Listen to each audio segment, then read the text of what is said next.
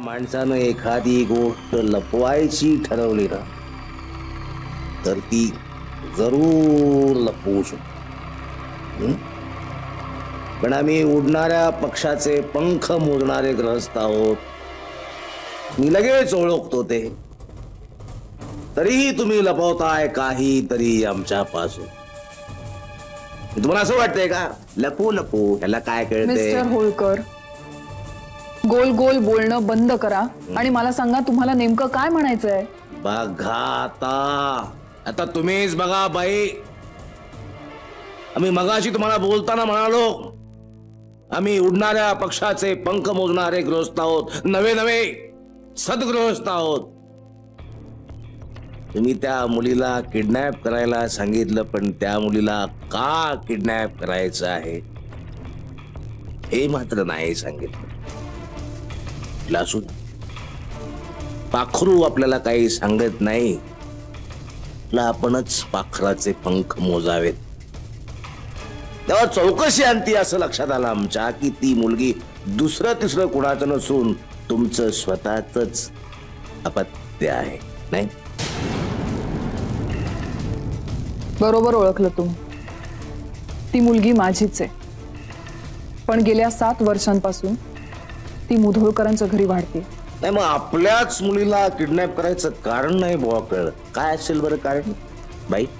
Mister Holkar, ती मुलगी माझी आहे हे खरं आहे, पण मला तिच्यात काडीचाही इंटरेस्ट नव्हता. आजही नाहीये. माझ्यासाठी ती माझी मुलगी कमी आणि सत्यजित विरुद्ध वापरायचं हत्यार जास्त आहे. मिस्टर होळकर, मी सांगितल्याप्रमाणे तुम्ही तिला किडनॅप करा, म्हणजे मला माझं ध्येय साध्य करता येईल. काय तुमचं ध्येय आणि काय तुमचं साध्य ते सगळं जाऊ देत. तुम्ही मला सांगा, तुम्ही माझं काम करणार आहात की नाही? यात आम्हाला काय मिळणार? मी तुम्हाला सांगितलं ना, मी ते हो सांगितलं. हो बाई सांगितलं तुम्ही आम्हाला. कसं आहे ना, बाईची नशा अतिशय वाईट. त्या नशेवर विजय मिळवला की आपल्याला वाटतं आपण जिंकलो. तुमच्या बाबतीत आमचं तसं नाही ना. मी हरतोच. 200% हरतो आम्ही. मिस्टर होळकर, माझं काम करणार आहात की नाही? करणार करणार हो बाई. 200% करणार. त्याच्या आधी एक स्टॅच्युटरी वॉर्निंग आहे. तसं असतं ना, cigarette is injurious to health. तसंच झूठ बोले कौवा काटे, काले कौवे से डरियो. नंतर तुम्हाला मैं मैके चली जाऊंगी तुम देखते रहियो असंही म्हणता येणार नाही. एक मात्र म्हणता येईल तुम्हाला, मैं ना सिर्फ चंद सासू की मेहमान.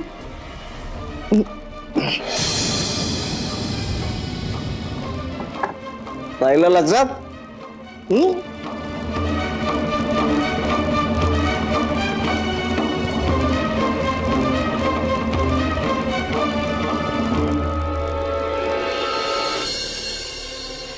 मंजिरी, आता तुझी काय मानसिक स्थिती आहे मी समजू शकते. तुला किती त्रास होतो याची मला पूर्ण कल्पना आहे. पण बिलीव्ह मी, सत्यजितही आता फार विचित्र गोष्टींना फेस करतोय आणि तोही एकटाच आहे. खरंच कशावर विश्वास ठेवायचा कशावर नाही हाच माझ्या पुढे पडलेला सगळ्यात मोठा प्रश्न आहे. ठीक आहे, मी ठेवते विश्वास तुमच्यावर की प्रिया वाईट वागते, त्या मुलीच्या मनाशी खेळ करते. पण या सगळ्यात मी काय करू?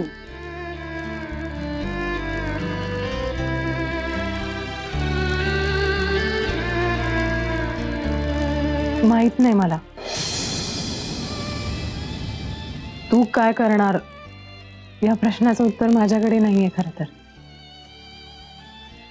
मला एवढंच कळतंय की तू सत्यजितच्या बरोबर असायला हवंस, मॉरल सपोर्ट म्हणून.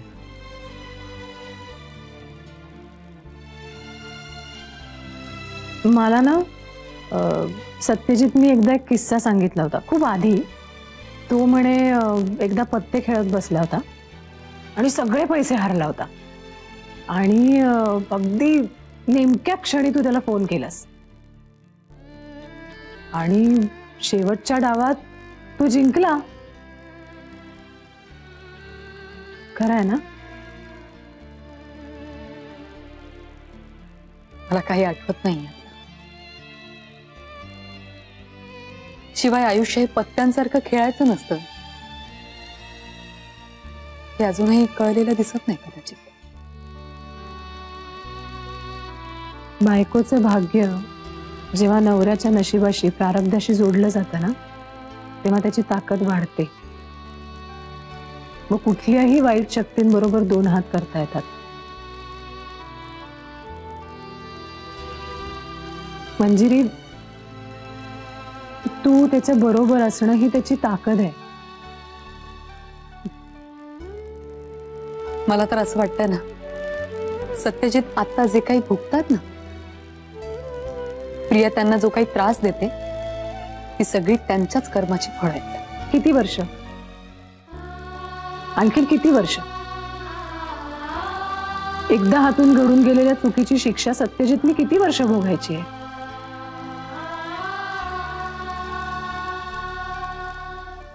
पाणी जर उगाचच अडवून ठेवलं ना तर त्याच्यावर शेवाळ साठतं माहितीये, व त्या पाण्याचा कुचकट वास येतो आणि ते पाणी पूर्णपणे निरुपयोगी होतं. मंजिरी, सत्यजितवर तुझं तितकंच प्रेम आहे हे सिद्ध करण्यासाठी आजही तू शुभ्राला घेऊन एकटी राहतेस.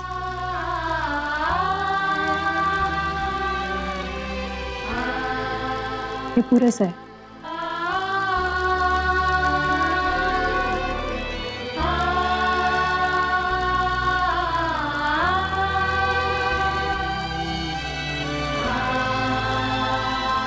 मंजिरी, तुझं सत्यजितवर अजूनही तितकंच प्रेम आहे. तुझ्या मनात त्याच्याविषयी माया आहे, काळजी आहे. मग का स्वतःला त्रास करून घेतेस? हे बघ, प्रेमाच्या या नात्यात एकमेकांवर विश्वास असणं खूप महत्वाचं आहे ग.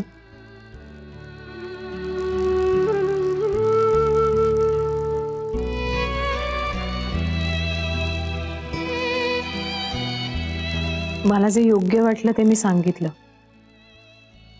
चुकून काही जास्त बोलून गेले असेल तर माफ कर, पण हेतूबद्दल शंका नको घेऊस.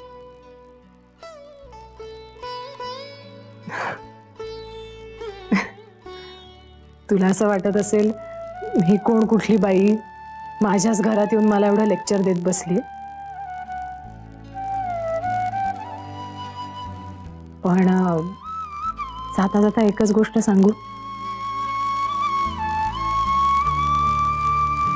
मंजिरी, सत्यजितने तुझ्यावर जेवढं प्रेम केलंय ना तेवढं प्रेम तुझे वडीलही करू शकले नसतील आणि तुझी मुलगी कधी करू शकणार नाही.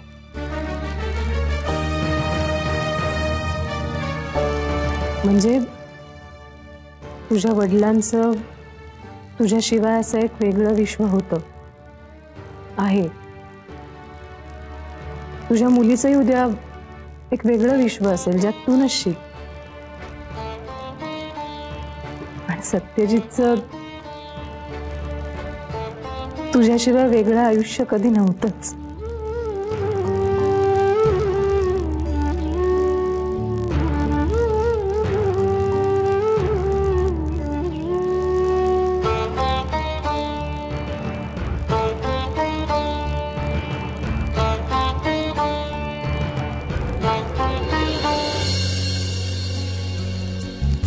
अजून काकूला पेणार हे काकू ये ना ये काकू आली अरे काय आहे?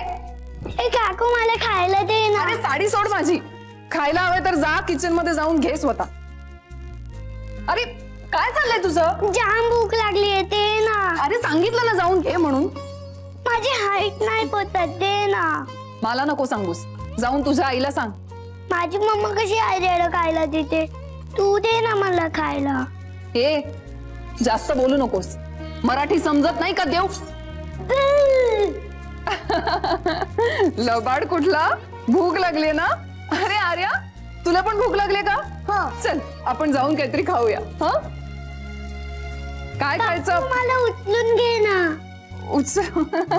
उचलून चल आर्या ये आपण काहीतरी खाऊया. काय खायचं? बघितला छायाचित्र फोटो या हातात घेऊन निरखून बघा.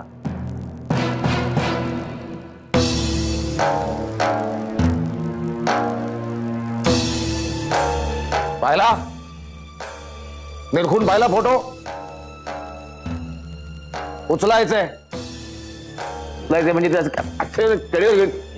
असं नाही करायचं. ते तुम्हाला वाटेल लहान मुलगी कडेवर घ्यावं तसं नाहीये. किडनॅप करायचं गेला. मालक ही कुणाची पोर आहे? सांगतो. कोल्हापूर जिल्ह्यात गाव माहितीये गारगोटी. तिथं माझी चुलत बहीण आहे मोठी. तिची नणंद आहे ना छोटी. तिची ही मुलगी मोठी. तुम्हाला करायचंय काय सगळं बाकीचं? चावडी साडवा म्हणले की साडवाची मामलेदार साहेब कधी येणार? तुम्हाला करायचं काय? साडवा लगेच चावडी साडवा.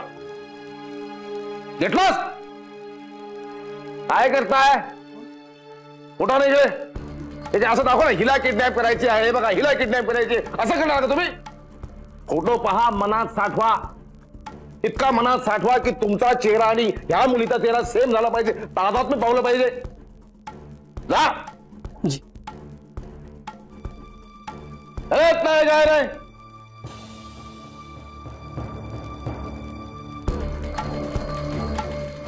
बच्चे मन के सच्चे सारी जग के आंख के तारे ये जो नन्हे फूल है जो भगवान को लगती चोरी बच्चे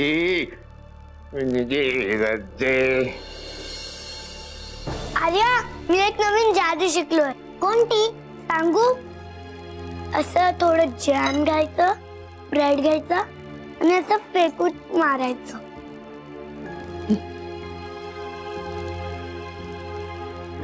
बघ हवेतून कसं जॅम उडून येतं ब्रेडवर.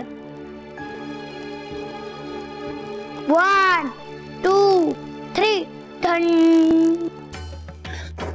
युवी हे काय आहे? कळत नाही तुला? मम्मा मम्मी काकूने मला मारलं. काय झालं? काय झालं? काकूने मला मारलं. ओ या काकूने मारलं? हो. तू काहीतरी गडबड केली असेल म्हणून मारलं असेल का उगाचच मारलं? उगाचच मारलं. हो उगाचच मारलं. चालेल बर आपण काकाला नाव सांगू हा तिचं. मग काका मस्त तिला पण फटके दे. हा हो. नेत्रा याला आत्ताच्या आत्ता इकडनं घेऊन जा प्लीज. या अगं माझा मुलगा आहे तो. त्याच्याबरोबर काय करायचं काय नाही त्याच्याशी कसं वागायचं हे मीच ठरवणार की नाही. आणि लहान आहे तो. खेळता खेळता झालं असेल. हे काय लहान आहे तो? त्याच्या मस्तीवरनं तर वाटत नाही की तो लहान आहे. युवी काकूला काही आवडलेलं नाहीये. आपण इथे बसलोय ते आपण आपल्या रूम मध्ये जाऊ. हा बाळा.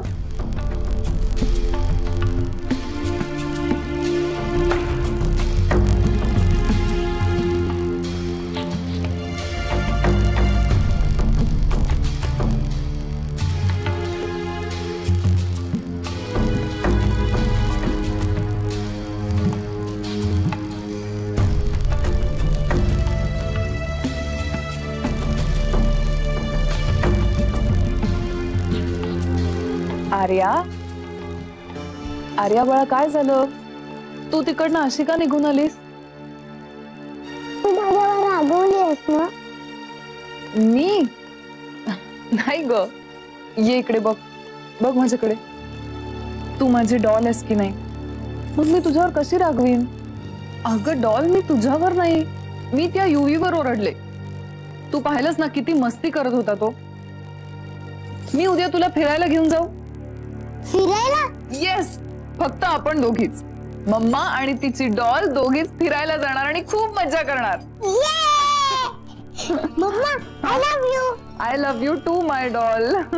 ये, आम्ही फिरायला जाणार.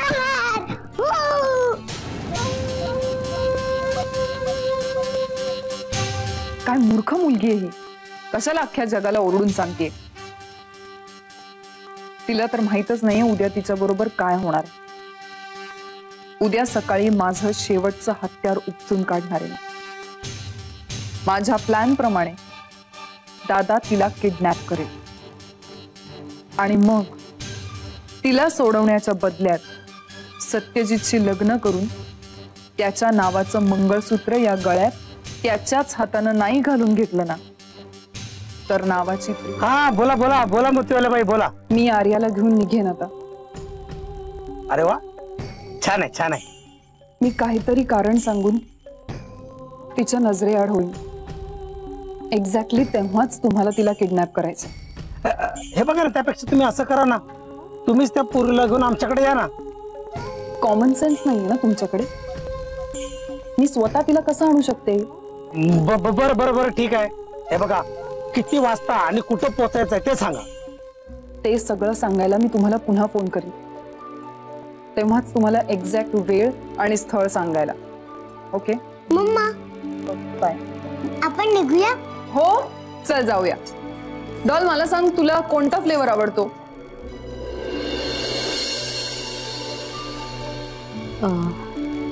बाबा,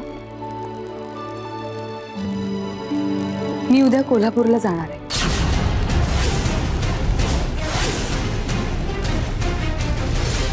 कोल्हापूरला? हो,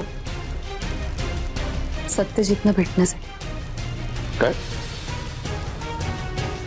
कशासाठी? सत्यजितनं एकदा भेटून त्यांच्याशी सगळं बोलायचं आहे मला.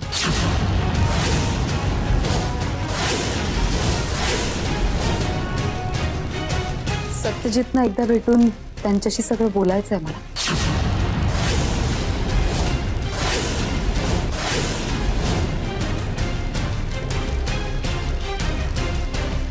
म्हणजे परवा इथे त्याने जी काय बडबड केली ती तुला सगळी खरी वाटायला लागली आता?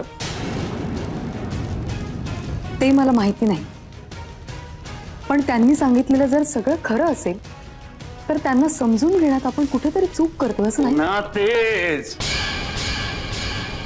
आता काय बरं, मला खरंच कळत नाहीये. म्हणून तू सुद्धा एका मुलीची आई आहेस, शहाणी सुरती आहेस, तुला कसं कळत नाहीये? थांब म्हणू. म्हणून तुला जर खरंच वाटत असेल की तू त्यांच्याशी बोलायला हवंस, तर तू सत्यजित रावांना भेटायला हवंस. तू त्यांना भेटलंच पाहिजेस. तुला कळतं का तू काय बोलतोस? हा, जरा बोलण्यापूर्वी विचार करून बोलत जा. दादा, मी विचार करूनच बोलतो. हा मूर्खपणा आहे जो मी होऊ देणार नाहीये. आणि दरवेळेस त्या माणसाला भेटण्यासाठी तू तिला एनकरेज का करत असतोस रे? दादा, मी तुझा लहान भाऊ आहे. हवं तर मुस्कटात मार माझ्या,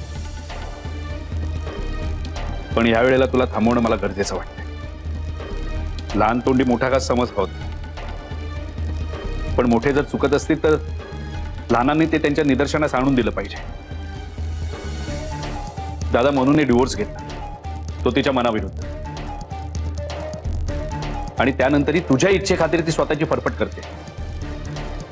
मी जे काय करतोय किंवा केलंय हे केवळ शुभ्राच्या आणि मनूच्या भल्यासाठीच करतोय, हे कसं तुमच्या कोणाच्या लक्षात येत नाहीये? दादा, तुझा हेतू जरी चांगला असला तरी त्यामध्ये मनूचं आणि शुभ्राचं मन रमत नाहीये, हे तुझ्या का लक्षात येत नाहीये? दादा, स्वप्नील तिचा चांगला मित्र आहे, पण म्हणून स्वप्नीलच्या गळ्यात माळ घालून मनू सुखी राहणार नाहीये. तिचं सुख सत्यजित रावांबरोबरच आहे कदाचित. त्या माणसाने 7 वर्षांपूर्वी हिचा जो काही छळ केला तो सगळा विसरलास का तू? आणि ते एक दिवस येऊन तो सारळ सॉरी करून निघून गेला तर त्याचं सगळं मागचं मागणं का तू जस्टिफाईड करणार आहेस? दादा त्याची शिक्षा त्यांनी भोगली आहे. संशयात सुद्धा या दोघांचं नातं टिकू नये. अरे त्या दोघांचं खरंच एकमेकांवरती प्रेम आहे. अरे म्हणूनच तर त्यांना एकमेकांना सतत भेटावं असं वाटतं. त्यांचं नातं किती घट्ट आहे याचा पुरावा शुभ्रा आहे ना. शुभ्रा जरी मंजिरीची मुलगी असली ना तरी तिच्या अंगात वाहणारं रक्त हे सत्यजित रावांचं. तू आज ठरवलेलंच दिसतंय की माझ्याशी भांडण करायचं. तसं नाहीये रे दादा. तू उगाच गैरसमज करून घेऊ नकोस. मला फक्त एवढंच काका प्लीज प्लीज प्लीज तुम्ही दोघेही भांडू नका. नाही जाणार मी कोल्हापूरला. थांब. तुला जायचं ना कोल्हापूरला? जा कोल्हापूरला जा.